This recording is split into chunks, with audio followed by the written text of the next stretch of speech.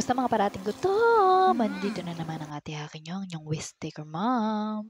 Sa video na ito, gagawa tayo ng homemade kikiam.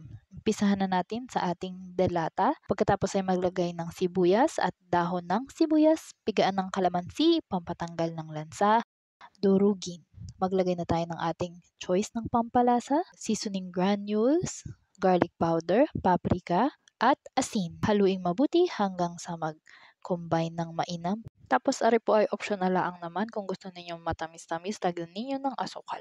Pagkatapos, maglagay tayo ng mga extender kagaya ng harina at cornstarch. Nakalimutan ko maglagay dito ng baking powder. So maglagay kayo ng 1 teaspoon para medyo umalasa siya. Tapos ilagay na natin yung sarsa ng sardinas kanina. Ayan, haluing mabuti hanggang sa wala na yung buong harina. Pagkatapos ay i-shape na natin siya ng hugis kikiam.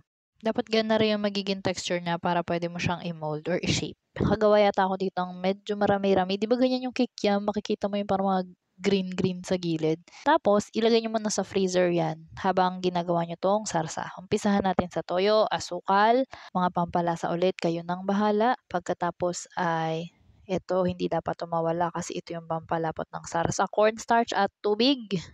So, pakonti-konti ko lang hinalo ang ating slurry dahil baka mabigla at maging matigas yung sauce. So, dapat tansyahin, dagdag ng tubig, tapos hinalo ko lang hanggang sa ma-reach ko yung sauce na type, yung sauce ni Manong sa kanto. Ganon.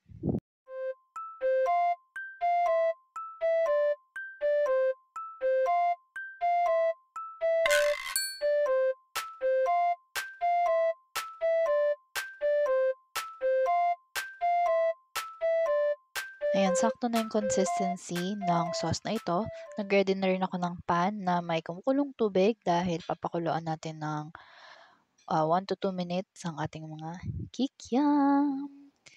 Pagkatapos natin pakuluan ay mag-ready na rin tayo ng mantika. Siyempre, mas masarap pag deep fry at mas maganda ang result ng ating kikiam. So, pag ganito na or lumulutang na, pwede na nating ahunin yan. At tara nang magprito. So, yung recipe ko na ito ay ako lang ang nagtimpla mag-isa. Pero yung proseso, ginaya ko siya online. Marami kayong makikita. And sinubukan ko lang din siya kung okay ba talaga. At para sa resulta, okay naman.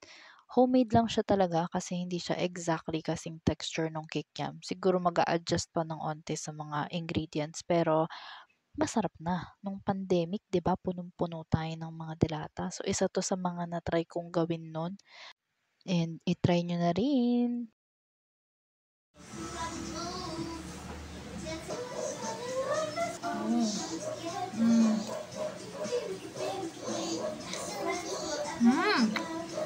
Hanggang sa uulitin. Paalam!